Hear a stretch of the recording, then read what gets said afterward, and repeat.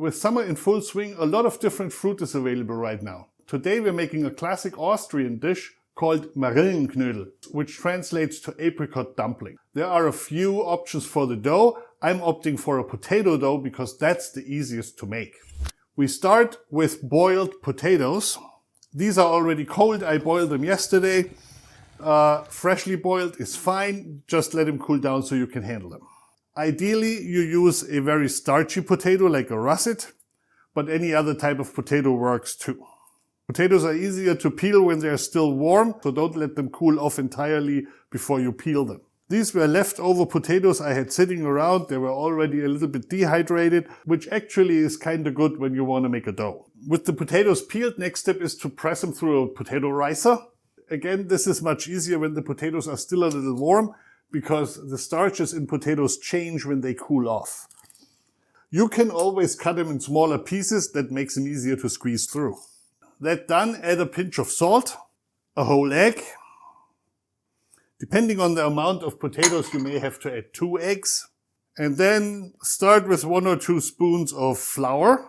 Mix this together. I'm using a dough hook, but of course you can use your hands or a wooden spoon. Needs a little more flour.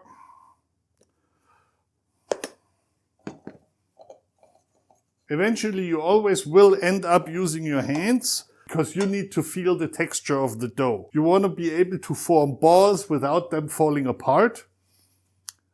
This still feels a little bit wet, so a little more flour is in order, but we're almost there. Not part of the original recipe, but I like to add a little bit of room temperature butter, or you could add a spritz of oil. That will make the dough more water resistant in the end.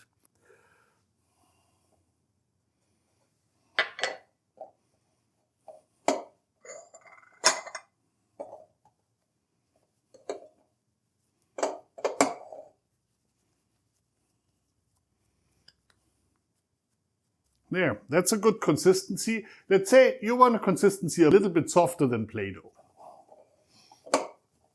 The dough should be slightly sticky, but not very much so.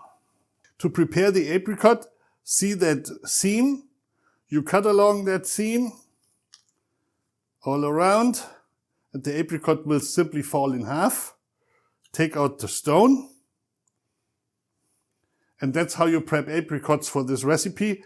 It works the same with small plums or similar fruit. I've already prepped my fruit. I'm having a couple of small plums too, just to show you that this recipe doesn't only work with apricots. You want to add sugar instead of the stone. The easiest way to do this is using sugar cubes. You will simply push them in there and close them back up. You could do this with loose, regular table sugar, but it would be a bit more of a mess and much harder to handle. Ideally, you get small fruit for this. The bigger they are, the harder they are to cover. So these apricots are pretty large. I would prefer them the size of these plums or maybe even smaller, but you get what you get. Now it's time to turn these into dumplings. I've prepared a plate with a little bit of flour on it. That's where I'm going to put the ready formed dumplings so that they don't stick. Now you just take a good amount of your dough. If the dough has been sitting around for a while, it's getting a little sticky, so just have a little bit of flour handy and you can dust one side. That way it doesn't stick to your hands. Now make this dough as thin as you can without getting holes into it. Somewhere about like 3/8 or something like that. Place your fruit in and fold over. Now if your patch is a little bit too small, as it is in this case, you just use a little more of it on the other side and cake it on. Make sure you cover the entire fruit and have no holes in there. If you have holes, or you suspect holes, just put a little patch on. There. Dust this lightly with flour and set it aside. Now this shaping will go on until you run out of dough or you run out of fruit. See, this plum is smaller and it goes right away.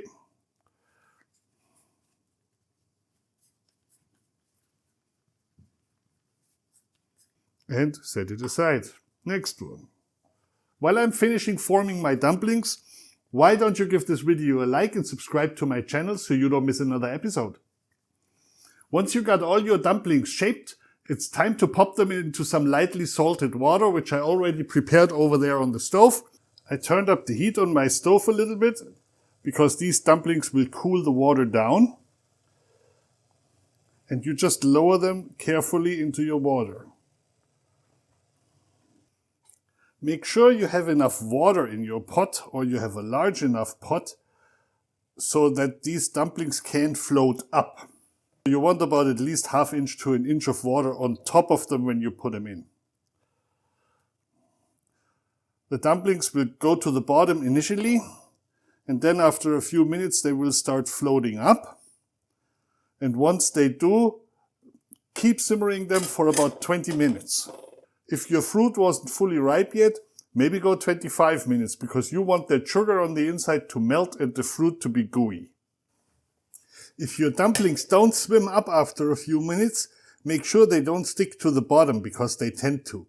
So carefully rattle the pot or go down there with a spoon, see? And that's when they suddenly all pop up. These have been simmering for about 30 minutes since they're pretty big. Time to pull them out.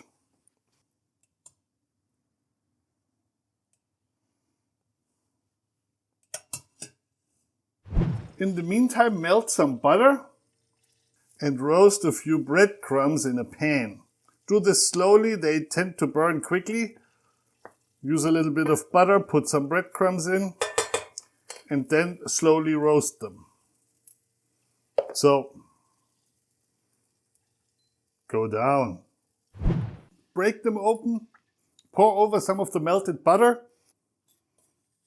add some of the breadcrumbs, and sweeten it out with a sugar and cinnamon mixture. It may not look like much, but you're gonna love it.